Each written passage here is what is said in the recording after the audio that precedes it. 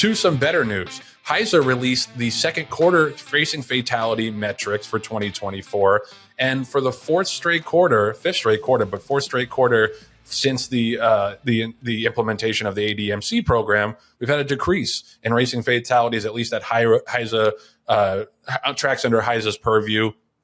Q3 2023, the number was 1.18 per 1,000 starts. Q4, that dropped to 0.89. Q1 of 2024 dropped to 0.84. And now Q2 of 2024, we're at 0.76.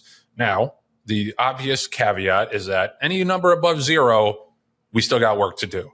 However, this is a massive amount of progress. This is a 49% decrease year over year.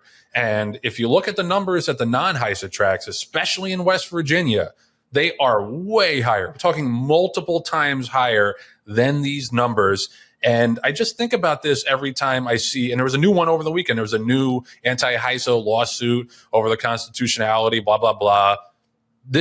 You want to go back to the West Virginia numbers where we have almost 3 horses breaking down per 1,000 starts? This, over the course of the year, equates to hundreds, or at least dozens, maybe hundreds of more horses who are still alive and still racing and still enjoying life. Like, this is what makes me so mad about all the people trying to stop this progress from happening, because they don't have any other alternative to produce these kind of positive results. Like, where else in the industry do we have like a concerted, clear, regimented push to keep the horses safer and keep the horses alive beyond HISA? We don't have it.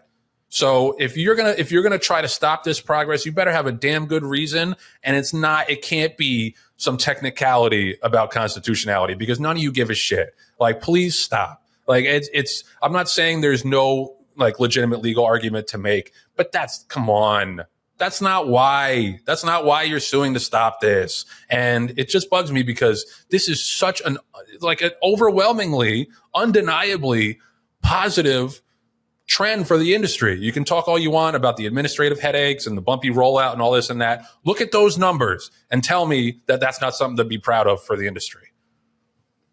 I couldn't agree with you more, Joe, on this. It's almost like you have to look at it as, this is the law of the land, and we need to continue to follow it. And now there's actual hard facts and statistics that show that this is working.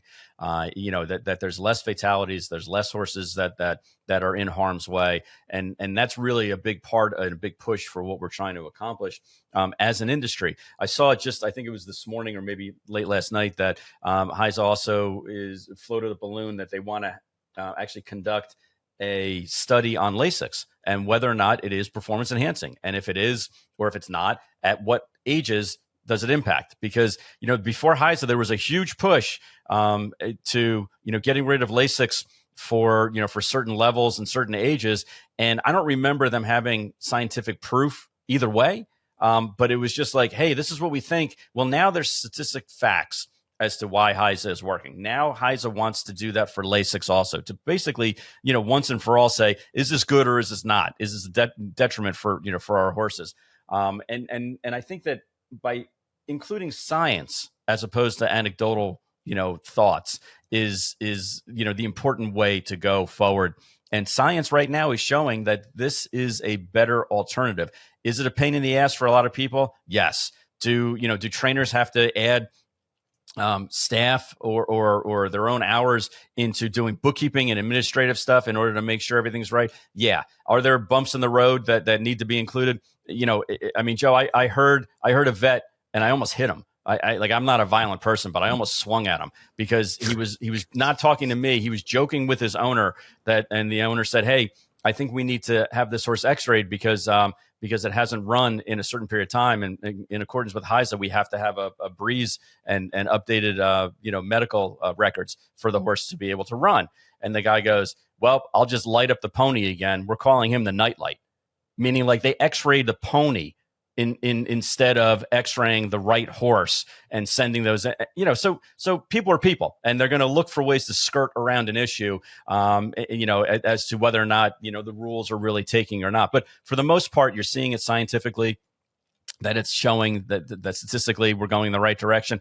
And Joe, I can't speak for you. I can speak for myself. Anecdotally, when I watch races, I'm not seeing the rebreaks at the same level that we were, in pre-HISA and even in the first couple of months of HISA. So I think that it's working on a couple different levels. But as an owner, I know that when I watch my horse in a race, I'm not going to have to look over my shoulder and worry about, is there a NYRA horse that's going to re-break? Is there a Jason Service horse that's going to re-break? Is there a, fill in the blank for whomever you want to say, as a bettor, it better than I do. But there were certain races where you would look and handicap and say, I can't win this race. And I can't win this race because the other trainer is a better chemist than my trainer. Yeah. Well, and that's why I would love to hear, and you do hear it sometimes, I would love to hear more horsemen speak out to that effect, because it's got to be, you're like you're saying, it's anecdotal, but I 100% agree. Like, I do not see these insane, like, horse goes 22-45 going 2 turns and keeps going and opens up in the stretch, which I used to see a lot. Mm-hmm. And you would just, it would make you feel hopeless, because obviously that's not something a horse should naturally be doing.